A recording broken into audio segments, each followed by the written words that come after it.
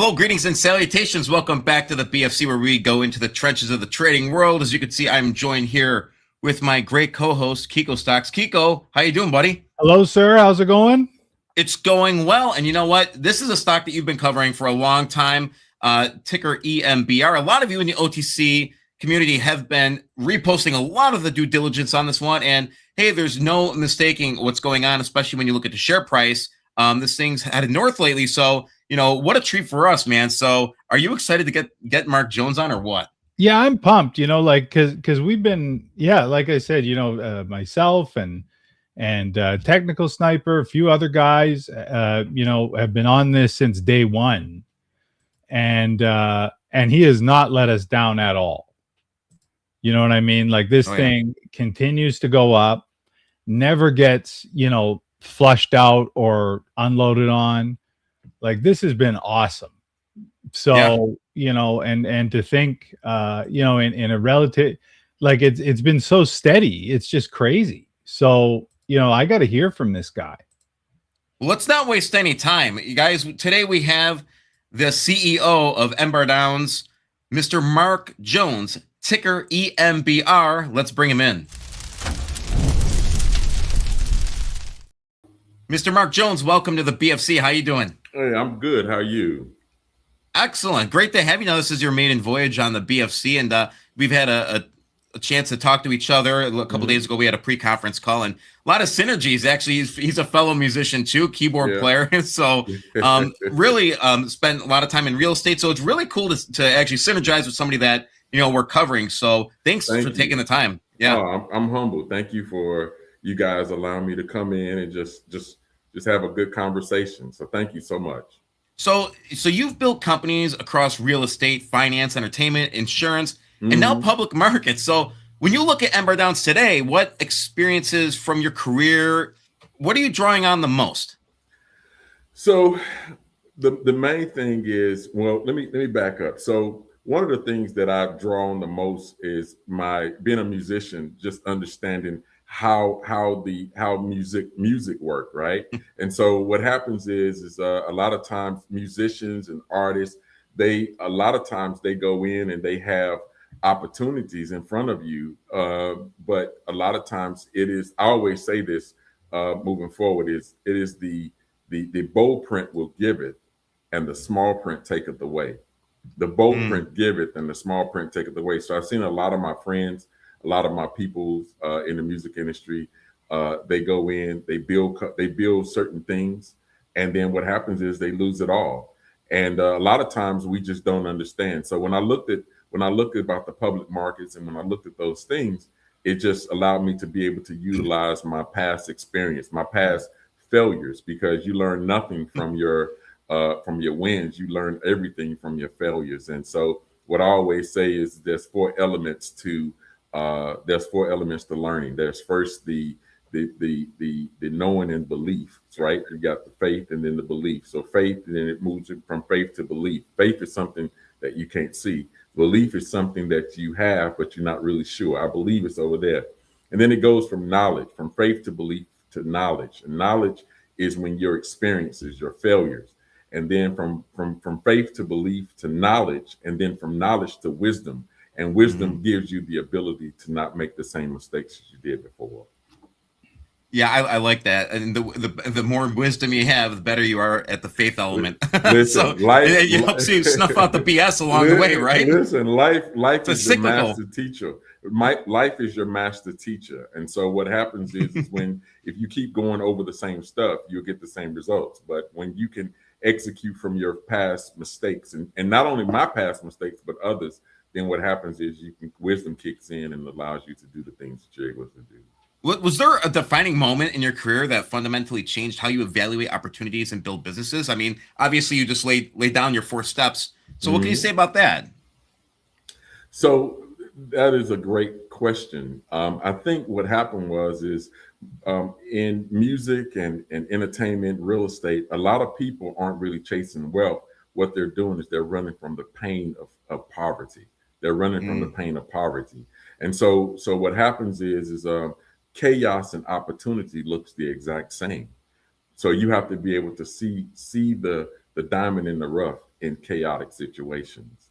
So I've had some chaotic situations before, and I decided that I would never, go down that road again. And so I started looking at things from a different perspective. Excellent. And yeah, we did have a couple comments already. Guys, this is why we're here to do DD from the source. So if you have a comment, question, whatever, put it in the chat. Gary Wright, good afternoon, guys. Welcome to the show, Mark. And we have Mr. Hobbs. Mr. Hobbs is a contributor as well, and well-known in the OTC community. Welcome, Mark. I've been doing DD on this company for a while now. I am in and will hold till, speaking of running away from poverty, multiple pennies. There it is. Pennies aren't enough.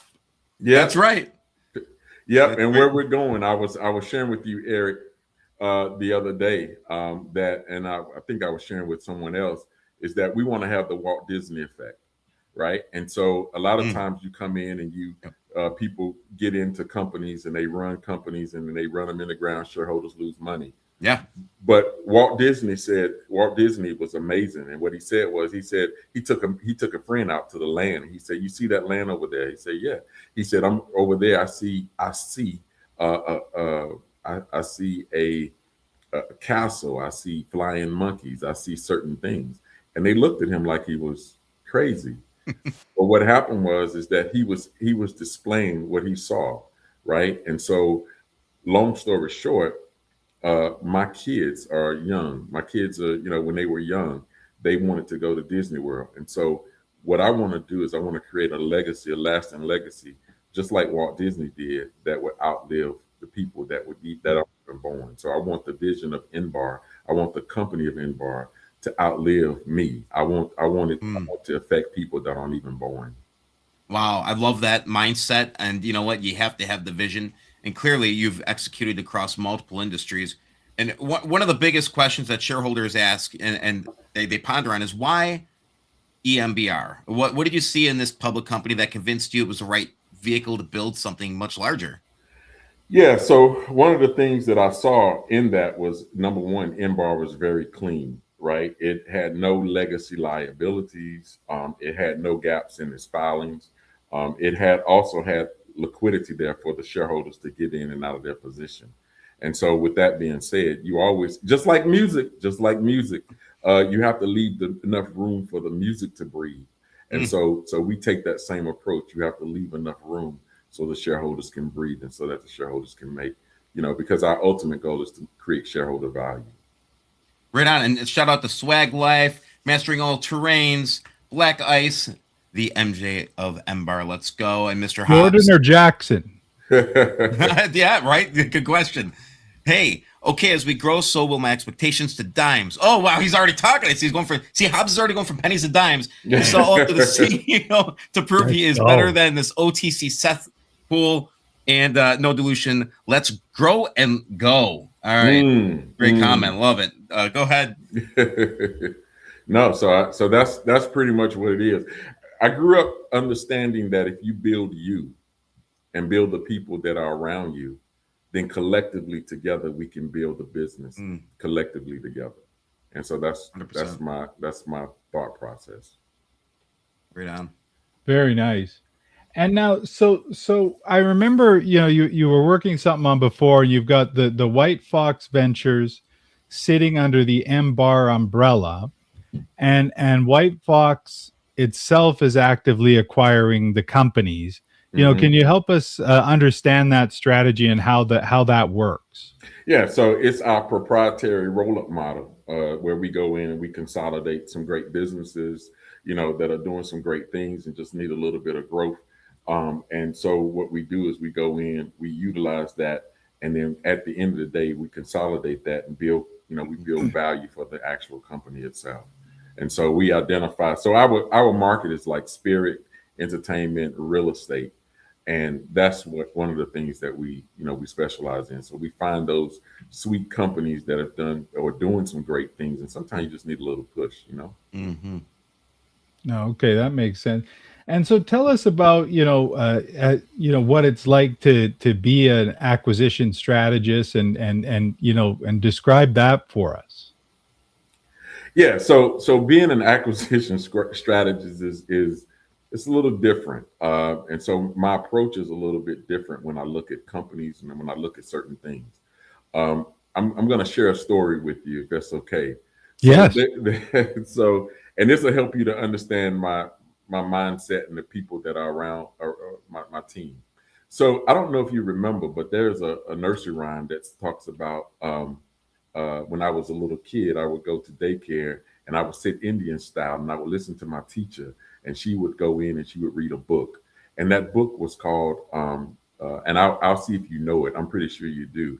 But it says, Old MacDonald had a farm. What's the rest of it? E-I-E-I-O. Yeah. E-I-E-I-O. And so one of the things that I realized as I got older was that wasn't just a story about a farmer, but that was actually an investment strategy. And I'm going to explain it to you. So Old MacDonald was wise because he was old, but also Old MacDonald was diversified. He was diversified in his portfolio. Back in real estate, we call it chattel. He had a bunch of chattel, and that chattel had value. But the E-I-E-I-O stands for, the first E was envision. So the first thing you got to do is you got to see yourself beyond where you are. The I represents invest. So you got to be able to invest. So you got to first see it, then you have to invest into it. And once you invest, and I'm talking about time and strategy, then you have to take that. The second E represent execute. So it's one thing for us to see it. It's another thing for us to invest into it, invest our time. It's another thing for us to execute on the business model. And then the second I represents innovate. So not only are we innovating, but we have to create new opportunities. We got to see it beyond where it is. And then the last thing we got to be able to do, or the O, is we have to own the opportunity. So Old MacDonald had a farm, E-I-E-I-O. And so with that being said, when we look at investment strategies, we look at those four key elements. We look at the vision of the CEO or the person that's running the company. We look at how much they've invested. We look at what they're willing to execute, right? And then we want to see them where they are, but we also want to see what's beyond them. And we want to make sure that person that we're investing into has the vision to take it beyond where they are. And then they have to own the opportunity. And so, kind of to the nuts and bolts of it, like what are the specific things you're looking for when you're looking at an acquisition, to acquire? Yeah. So when I look at an acquisition, let's say we're looking at real estate. When I look at real estate, I look at where it is, where the location is, but I also look at the cap rate. And not only that, but a lot of times real estate is in what we call an illiquid market. And an illiquid market says that I have the ability to invest into it. And equity is only good if you can access it. Equity is only good if you can access it. Right. So my thing is, when I'm looking at real estate, I want to understand the exit plan without damaging the company's financials. You got to make sure. And so with that being said, we go in with the approach of how we acquire. It's not what you buy, but it's how you buy it. And what are some of the, because you've been through this a lot now, and you probably learned some pretty tough lessons along the way. What are some red flags for you? If you had like a top 3 red flags, what are the big ones?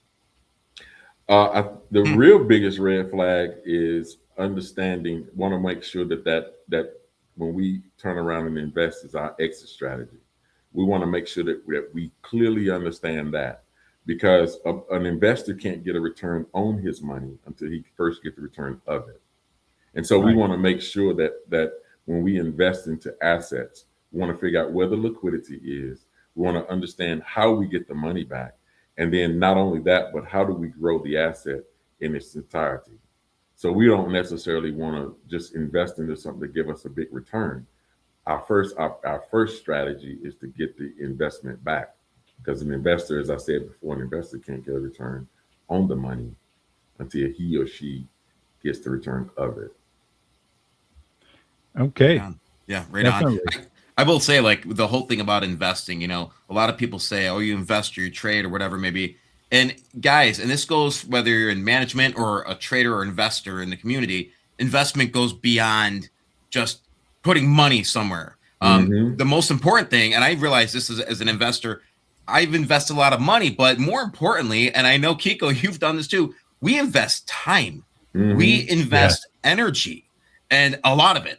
And a lot of times that comes with great risk. That's why we say great risk, great reward. And that risk is sacrifice. You sacrifice your time, your energy, relationships, sometimes friendships, nights out. So you could sit home and do due diligence. And from the business aspect, it's nice to hear you say that and focus on that invest element of it, because you reminded me of that. And so, like, I'm not looking at the story. I'm going to tell my kids a story.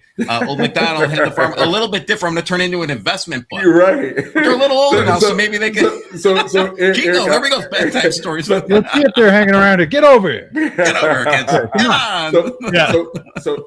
So one of the things that I will also say is that when I look at an investment opportunity, I also look at the person that's running it, right, or the opportunity that's coming from, because money always runs from desperation. Money runs from desperation. And so when you find yourself, when a person is desperate for money, then you have to make sure that you watch out for that. See, the great thing about, and I pride myself on this, and this is not a bragging thing, but I'm not making decisions based upon my need at the house. Because whether I make $1 or $1 million, it's all mine. And the reason I say that, and that's not a bragging thing, but I don't have a lot of debt. So I can make decisions based upon what's a good investment and not my need at the house. Right? Because money always runs from desperation. Yep. 100%.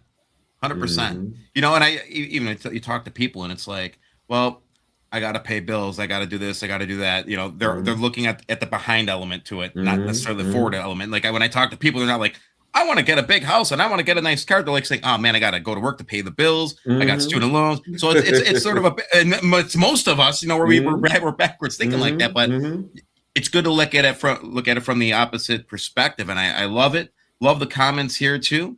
So guys, keep any questions or comments, keep them coming. I do want to ask, shareholders, especially in the OTC, they ultimately judge management by one thing, and creating shareholder value. And for many of the traders here, that equates to share price. When you make decisions today, what does shareholder value actually mean to you? Is it revenue growth, balance sheet strength, cash flow, acquisitions, share structure? How does Mark Jones prioritize this? It's all of the above, because you can't look at one element. You have to look at the balance sheet, cash flow statement, income statement. But not only that, but you have to also see what the long-term growth is of the investment that you're investing into, right? And so when we go in and we look at those things, or when my team looks at it, we want to find out where the problems are. We want to figure out where the problems are, because I'll say this, and I use a lot of analogies a lot of times, but it's very important that you understand. See, the graveyard and the garden looks the exact same.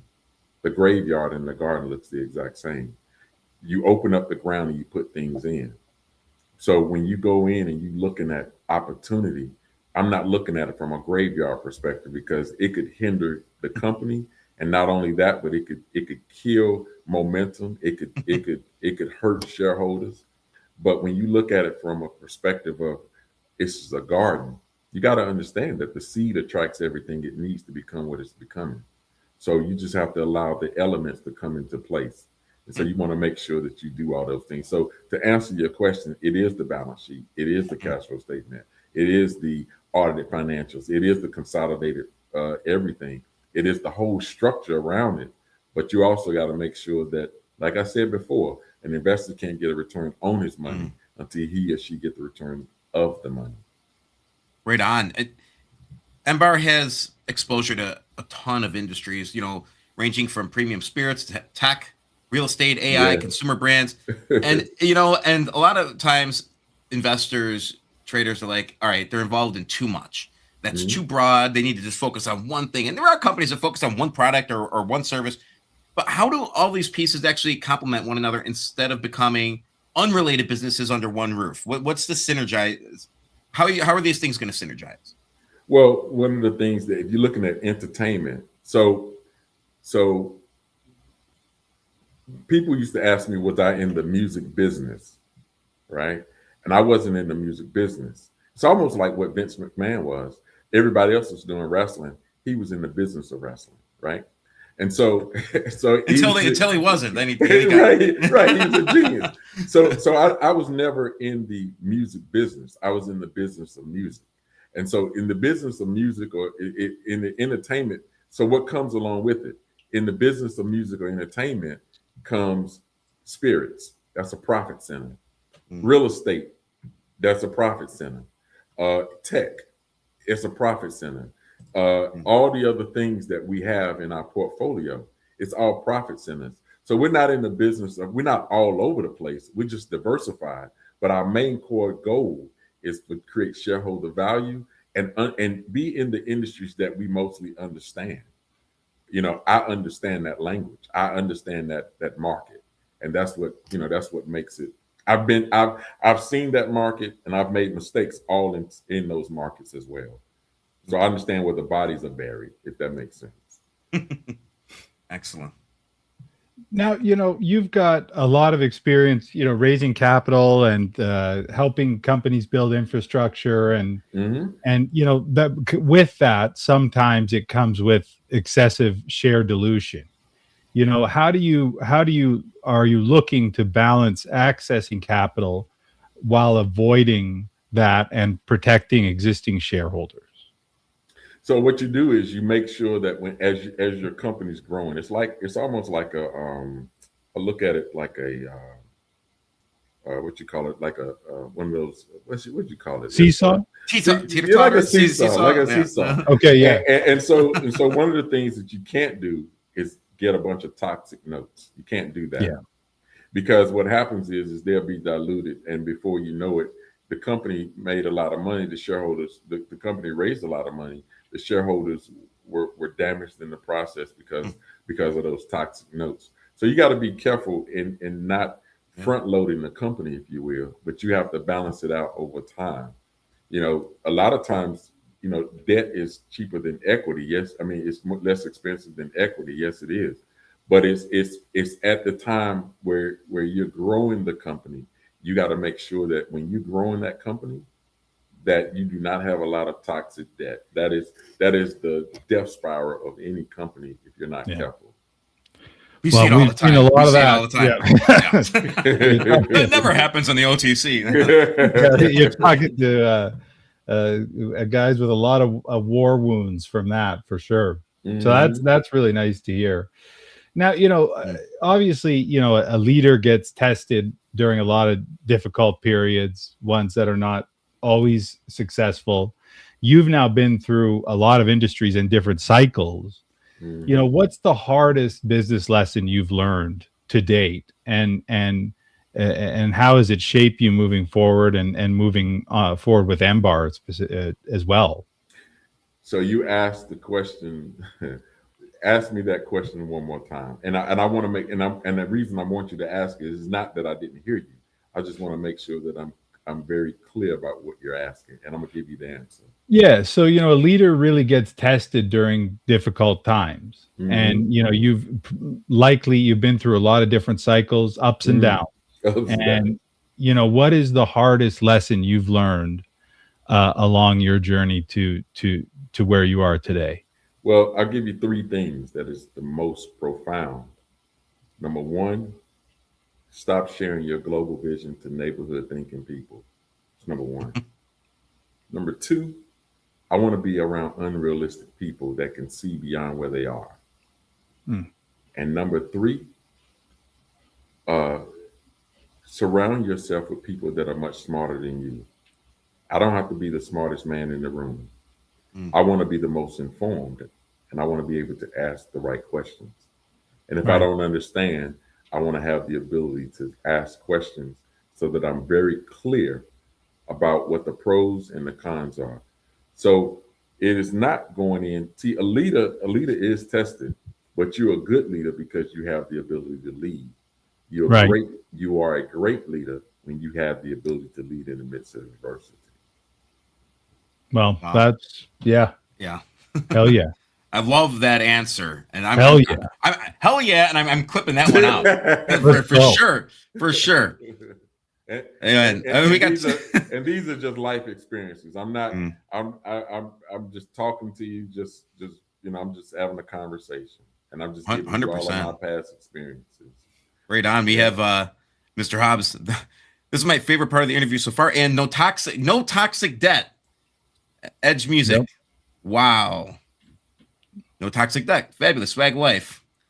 Oh, people fire emojis. That's what I'm talking about. This is what we're talking about. Emojis in a More rocket. fire emojis. We need rocket fire emojis with the Embarr, man. Let's go. Let's go. So I mean, honestly, the structure's there. I mean, you have tons of experience, obviously. So it's good. We've seen first-time CEOs and first-time public vehicles, and we've seen what happens with the inexperience. But looking ahead over the next 1 to 2 years, what milestones should shareholders be watching that would demonstrate the strategy is actually working? Well, what they need to look at is, number one, don't judge us by what we say. I always say, documentation always beat conversation, right? Documentation always beat conversation. So don't judge us on what we say. Judge us on the performance that we make. We want to make great acquisitions. We want to make great mergers, and we want to be able to sit back, and we want to be some deals aren't for you. Some deals, every deal is not for you. And you got to look through the weeds. Every deal is not for you. So I would say within the next 3 to 5 years, you watch, it's gonna explode. But it's gonna take time. It's not overnight. Anything that's built overnight can crumble. But what we want to do is build it on a solid foundation. In real estate, we look at it, we build a foundation, we frame it up, we box it in, and then we start to look at where we are. So, but before you even do that, you gotta build the blueprint. You gotta have the blueprint. You gotta test the soil, right? You gotta test the soil. You gotta test all those things. And sometimes it may take a little while. Sometimes it may take a little while, but I'll say, let me paraphrase and say something. You ever drove a car? You ever driven a car at nighttime? And I'll say this to all the shareholders that's out there. You drove a car in the night, but did you know that the car can technically only see, or the lights will only shine between 3 to 5 feet ahead of you? But the issue is that, or not the issue, but it is, you keep moving, so the distance keep changing. Right. So what I'm saying to you is, we have a light. We're driving the car. And so you will see it in the next 3 to 5 years because the light is still shining. The headlights are going. If that makes sense. Yeah. Yeah. And it's a step-by-step process, and people need to understand. Process. And rather than focusing on the stock price, because it's a given. So what business achievement what should people be looking out for on the short term, leading up, to that long term?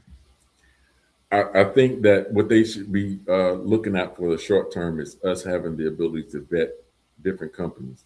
We got to utilize what's already in our hand and build that. So if you look at our filings and everything, all the filings and stuff that we have, we want to focus in on growing those particular companies, and then we will move forward and move on. When I was younger,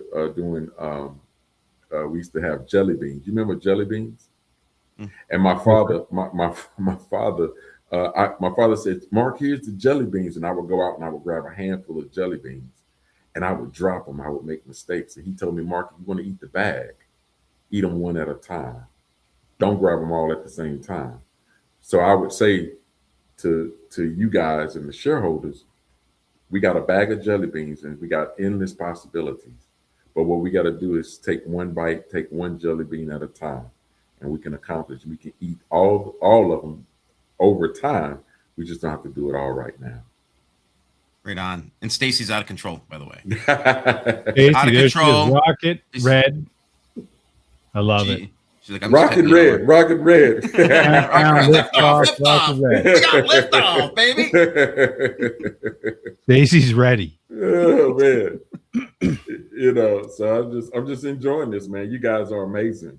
Thank you. Well, this has been great, and it's been such a great ride so far on Embarr. And when I saw your name pop up, I mean, I was immediately went for it because I was like, this, because I was familiar from before. So, if we're sitting here 1 year from today, and you look back and say, this was a really good year. What does success look like a year from now, in your opinion? So success is if you ask certain people what success look like, they will give you their answer because it's subjective. Success is subjective. But what I would say is I want a lot of the shareholders happy, right? I want them happy. I want to make great acquisitions. And I want us to leave what I believe in is one vision, one purpose, and unlimited possibilities. One vision, one purpose, and unlimited possibilities. So you ask what does success look like? It's not a destination. It's always evolving. So we have to write it out, right? We have to write out what we see, and we have to go towards it. Every destination, every stop, every destination, every stop is something totally different. And so we believe that there's unlimited possibilities. And so success looks like beyond where we are, beyond what we can see, if that makes sense. It does. And there's potential, and we've been passing around a lot of DD. There's potential for some serious numbers here. You know what I mean? Like this is could you give us an idea of like how far this could potentially stretch? Because we obviously us when we're getting each other revved up, I mean, we're throwing around crazy numbers, but actually some of these numbers aren't too crazy. Am I right? No, it's not at all. I believe we can do what the other ones did and beyond, right? Yeah. I look at what SpaceX did. I don't see any limitations. The only limitations we have is what we put on ourselves. Yep. And so to answer your question I think that there's a huge opportunity in real estate. There's a huge market, huge market in real estate because the cost of real estate has went up, but the acquisition cost has went up, but income hasn't. So there's a huge opportunity there, right? In the spirits industry, the market has kind of shifted in the spirits industry, but you got to pivot. There's a huge market in the spirits industry, right? When it comes to RTDs and so many opportunities there. There's a huge amount of opportunity in the tech world, from AI to certain things so there's a number of endless possibilities. We want to be able to look at those opportunities and identify. The great thing about it is we want to be strategic and informative. We don't want to make haste in doing acquisitions and stuff. We want to be smart. I always tell people we want to be smart and we want to be strategic in our approach. So a year from now, 2 years, 5 years, 100 years from now, we're going to be right here. We're going to be where we are. We're going to be right here, and we're going to be growing. There's unlimited possibility. Love it. Unlimited. That's great. Love the long-term commitment here. Can't wait for Newsful, says Hobbs. And I got to ask this question. Did Mark win a Grammy? So go for it. So years ago, I was probably and this is my pivoting point where it changed my life. So there was my godmother. Her name is Shirley Caesar. She's a gospel singer, and I would play the organ, play the piano in my local church in Mount Calvary in North Carolina, and she's a 11-time, 13-time Grammy Award-winner. She's my godmother, and I played for her and Harold Williams, which is the senior pastor of Mount Calvary Holy Church, and I was able to write music for her, and that particular album won a Grammy. I was able to write a song, Praise Him. Excuse me. I was able to write a song called Praise Him, and Praise Him is a gospel song, and it was on the Just the Word album. Without dating myself, it was in '96, when I did that. But after that, that's crazy. Let me tell you the pivoting moment. You should have seen me. I had my shades on, walking around in the dark. I had that image, wanted to be the man. Right. And after the award show, came home, had bought a brand new car. Got a royalty check. Came home, and I financed the car. I'll never forget, it was a Ford Probe. And I came home and they had repossessed my car because royalty checks only come in every 3 months. And so I went from shades on to looking for my car. And I vowed, I said, man, I can never let another person take anything from me that I worked so hard for. And so that's why when I mentioned to you earlier, whether I make $1 or $5 or $10, it's all mine because I don't have debt. I can make decisions based upon what I like. I like independence and options, right? Mm-hmm. And so that's where it came about. And so after that happened, I realized that so many of my colleagues in the music industry, they were very creative. No one understood money. Yeah. And that's when I started really. So I started out saving 10% of everything I got. And then from there, I started investing into life insurance. The life insurance had cash value. And so I was able to make certain acquisitions. And my first acquisition was the barbershop that I had actually worked in. I didn't realize it was an acquisition or leverage buyout. I just knew, that, money was the tool. Money was the tool. And so once I started understanding it, money doesn't like to be in abusive relationships. And so if you abuse it, it'll run from you. But if you know how to take care of it, it'll come to you. Right on. Stacy has a question. This is a good question. Is uplisting to the big board a possibility? I think everything is a possibility. There's no limit there. Yes, the short answer is yes. I think we can do it with the right team, with the right team of people behind you, with people like you guys and the shareholders that we have. I think it is unlimited. When you got the right people pushing you, it's unlimited what you can do. It's unlimited. So I want to be the unpossibility guy, right? It was like when the Wright brothers decided they were going to fly, and somebody might have told them that they was being unrealistic until you start flying. Yep. That's honestly the truth.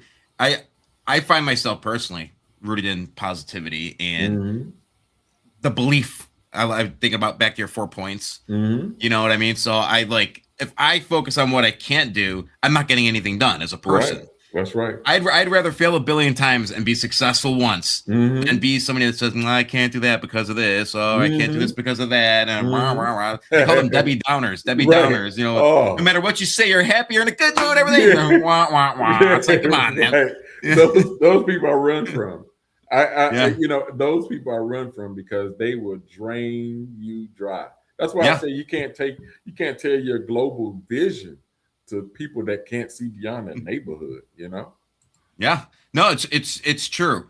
It's true. Create your own reality. And that's the truth. Like, you just got to envision it. You got to have the vision. You got to have the whole, you just got to be prepared to fight you and I talked about this, and you actually said it more eloquently than me, but I always say this on the show. This is one thing. Always look at your obstacles as opportunities. Yes. And so, if I hit a roadblock, I'm not turning around like I'm going home. No, I'm going around. I'm figuring out how to get around that obstacle. And I think in the trading world and when you're investing, you hit some duds. You hit those obstacles, whether it be a share price or a catalyst that didn't meet your needs or whatever.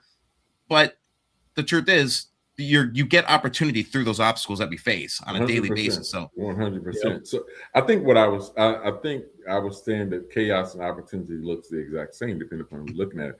But in our team, one of the things that we often say is that preparation breeds confidence, and confidence breeds excellence, and excellence should always be the standard. Yeah. Right on. I love Hell it. Yeah. Well, listen, you've been successful as we talked about, whether it's finance, acquisitions, real estate, entertainment. You've constantly built businesses around long-term value. So what's the legacy you're ultimately trying to build with EMBR, and what do you hope other shareholders will one day say about the company and your leadership? And what's your final statement and your closing statement to shareholders or potential shareholders? Yeah. So the date that I was born, right, is the date that I came in. And the date that I expire is going to be the date that they write on my death certificate. But it's the dash in the middle that's going to count, right? Because at some point in time, that dash is going to run out. So to answer your questions about the shareholders and what are they going to say, when they have a statue, and they can take they pay for their kids' college, they pay for their kids, wedding and all those things, they can say that I've played a small part into that, right? Over the next 100 years, the next 1,000 years, whatever it is, I want to be able to contribute a small piece of that because they were able to see what I saw. They were able to follow and just like, I'm very humble. Like you just don't understand. Like I've been doing this all my life, right? And just getting in and doing what I do. And it's natural for me. But the fact that I'm able to help people to achieve their goals while I'm achieving mine is bigger than the money itself. And I want to be able to, at the end of my life, I want to be able to say I've helped somebody. And I want to be able to say that the people that cross my path their life is different because I crossed their path. And that's the only thing that's my legacy. I want to be able to change the people's lives that I cross paths with. I want to be the real AI. I have a friend of mine named Rodney Edge. And Rodney Edge told me something one time. We both in the music. And he said, Mark, you and I are the real AI. And doesn't stand for artificial intelligence. We're atmosphere influencers. Atmosphere influencers. And so we want to be able to influence the atmosphere. That's what we want to be able to do, and we can change. And we believe we can do it. It's going to take some preparation. It's going to take some ups and downs, but I know we can do it because we have that light bulb or that car light bulb moment. We just keep pushing forward, and we'll make it. We're going to make it. Excellent. Love it. Yeah. Love excellent stuff, Mr. Mark Jones. I'll tell you, thank you so much. I hope to have you back on for an update. I will be honored. I will be honored. Oh, it would be great. So, yeah. And you know what? I look forward to watching you grow in this journey. And I know lots of shareholders are going to be watching every step of the way. And just keep doing what you're doing, and look forward to keeping in touch. Eric, you know what I'm looking for? I'll tell both of you all. I'm looking for us to have a big shareholders meeting where we all meet each other, and then you and I and a couple other people in Embarr, we're gonna sit down. We're gonna put a band together, and we're gonna rock out. Let's go. Let's go. That'd be awesome. Let's do it. That's what I'm looking drink for. some of those spirits too. It's all gonna work. Listen, let's go. I'm ready. Let's do it. I'm already there. There. Let's do it. Thank you Excellent. for the opportunity. Thank you so much. Mark Jones, CEO of OTC, ticker EMBR, Embarr Downs. Thank you, Mark. Thank you so much. Y'all take care. See you later. Well, that was a breath of fresh air. What a great guy. I love that.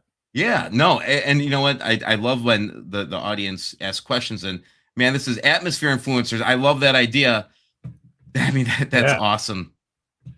Amazing. Oh, by the way, I want to thank you, Super Robot, for co-hosting with me. So Buffalo and Super Robot, you guys are excellent hosts. I know, I saw that. Poor Kiko. I can't get it. No respect. No respect here. No respect. No respect. I wonder how Super Robot's doing. I wonder how he's doing. I don't know what he's doing. He's around. We got Hobbs. I try to pick real growth stocks. Lower share structure DD is key. Watched a few big interviews with Mark as well. Very impressed with work ethic and attitude, the way he makes things happen with his team. Yeah, really. I think that's one of the stronger BFC interviews that we've had. And so I love his analogies. I like how he had answers for everything. Oh, it's Stacy. Love it. Stacy. That made my day. That was really Great. fun. It's so it's so nice to, it's great engagement and and just a class act. It's so nice to see.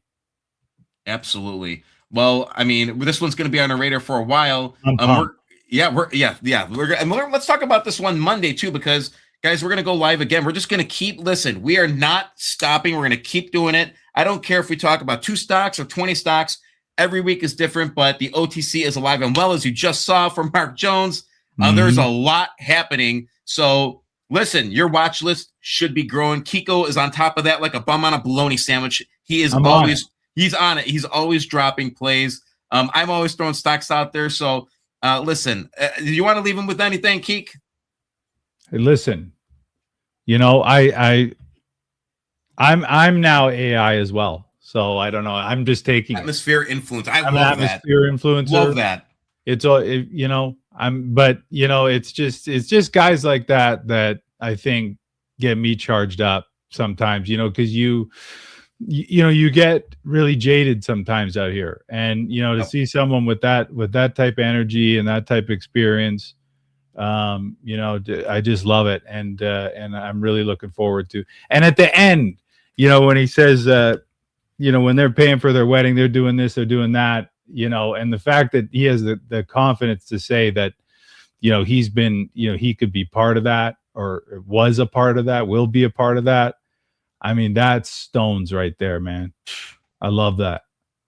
And he's ready to turn it up. That's what it sounds like to me.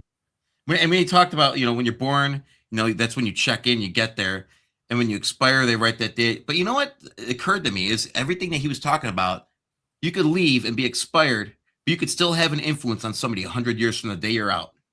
Yeah, it's all the things you did during the dash. It's all the things you did during the dash. That's right. So great times. And that's all I got. I mean, that's all you got. That's all I got. We're going to get back to it on Monday. So I want to thank you. Special thanks to Mark Jones. Special thanks to everybody that was participating in the chat. So many viewers between the two of us. It was, over a couple hundred on X, and then YouTube was a bunch too.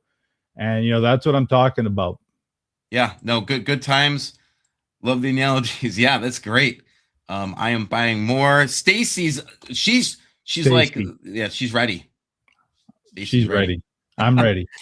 All right. Thank you, everybody. Have a great night. Remember, there is more that binds us than breaks us. Peace out, guys. See ya.